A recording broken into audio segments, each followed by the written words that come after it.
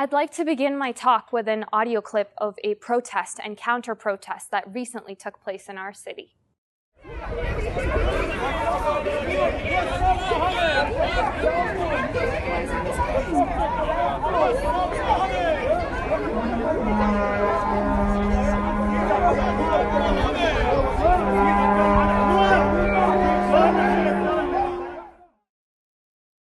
The noise that just filled this room is of me standing in complete chaos. In that moment, I witnessed our system of communication breaking down. And every word that anyone has said was entirely meaningless. As a society, we know communication is important. But we're also challenged by it. We're challenged by conversations. And the result of that challenge, particularly in this case, is a futile effort, because the person who gets their message across is not who screams the loudest. And I would argue that communication to a human life is as important as breathing. Our ability to process, send, and receive information is not just an example of our capability, but of our evolved form of being. In the field of communications, there's a frequently used phrase attributed to Marshall McLuhan, which says, "The medium is the message," meaning it's not what we say, but the way we say it that matters most. So in essence, the words that I'm saying right now are really not as important as the way I'm choosing to say them. If we look at Twitter as the medium, we know that users are limited to a few characters, and the intent is to tap into our short-term attention spans. The medium for Twitter is the message of efficiency and urgency. I have a theory, and today I'd like to present it to you. And that theory is called chaos communication, a key obstacle in having genuine understanding and empathy between people. Chaos communication is the direct result of the cognitive biases that we all have and use to operate within the world.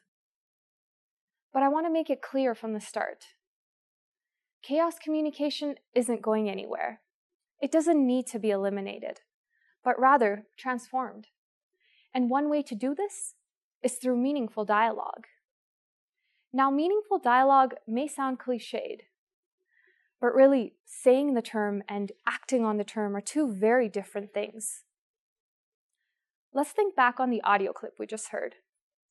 One side is from a white nationalist, white supremacist perspective, while another from an anti-fascist. I'd like to tell you 3 factors that contribute to chaos communication and hinder meaningful dialogue, with an example of Derek Black. So who's Derek Black? Derek Black is an American guy who just happens to be the son of Don Black. Don is the former Grand Wizard of the KKK and also the founder of Stormfront.org, the world's most racist online forum.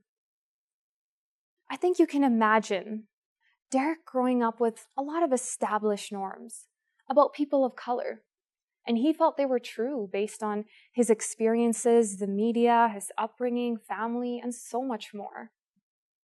He had genuine belief in white supremacy. And Derek was also a smart guy. He read up on numerous books and studies that supported white supremacy. So that's Derek. Now let's get into the factors of chaos communication. The first is that we as human beings are generally comfortable with our understanding of the world. Complexity is uncomfortable, and we don't like discomfort. Derek grew up in a genuine and comfortable world of white supremacy. It favored him. So why would he step out of his comfort zone? And the reality was that negative labels and backlash against him or people in his community actually just brought him closer to others who identified as a supremacist. So really, to get Derek out of his comfort zone, he needed a different approach, a less shameful approach, an approach that he could really reflect on his choices. And guess what? That's exactly what happened to him. While attending college away from his family's home, He was sort of living double lives, not really telling the truth about his identity or his beliefs, and he was outed. The entire college found out that he was a white supremacist. And in that moment, an individual reached out to Derek and invited him to a community dinner, an ethnic community dinner. And the intent of this individual wasn't to change Derek or even to convert Derek, but rather, hey, Derek, if you're going to talk about our community, why not get to know us first? And it was in that moment that sparked the change, that sparked that dialogue. And from there on, for months and months, Derek spent time talking to people, learning, researching, engaging, and having those meaningful conversations. And he slowly, gradually over time, started to remove false opinions from himself to a point where he was completely changed. He had different ideals, he had different ideologies, different beliefs. So why can't we all change like Derek? And this leads us to our second point, that we have a fear of change. Change is hard, and sometimes it requires us to think that maybe we're not as right as we think we are. And that's not always a fun journey to have, or an easy one. Derek grew up in a genuine world of white supremacy. Can you imagine coming out of that? Can you imagine coming out of your ideal world, your genuine world?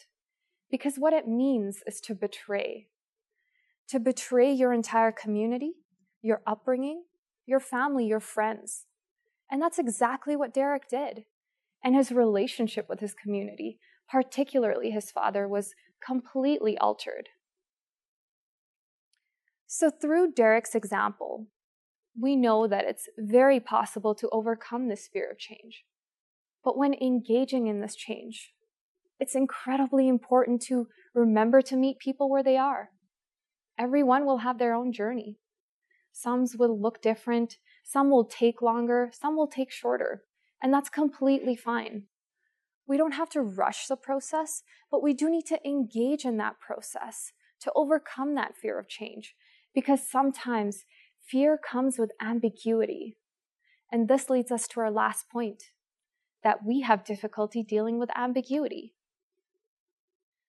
Something vague doesn't always make sense, and it can challenge our way of thinking, that maybe there's more than one truth.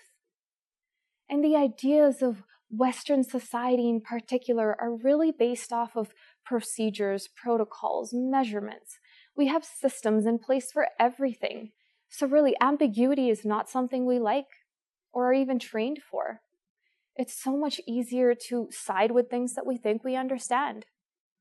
And for Derek, if it wasn't for the understanding peers that he met through college, that really gave him a chance to challenge his way of thinking while being respectful, he wouldn't have come to where he is now, a former white nationalist, a former white supremacist, an activist.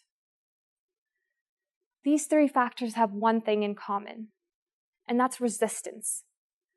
Resistance to thinking that we may be wrong, that our values and our perspectives may not tell the whole story. And that's a very valid conversation to have in our postmodern world. Because once we start understanding what's influencing our way of thinking, we can start breaking down those barriers. We can start having those meaningful conversations. My solution to chaos communication is in kintsugi, the Japanese art form that symbolizes that repair requires transformation. In kintsugi, broken pottery, the cracks, they're filled with gold and silver. In chaos communication, we fill these gaps with meaningful dialogue. None of us are immune to the bad in this world. And we have to embrace our brokenness. We have to embrace our history.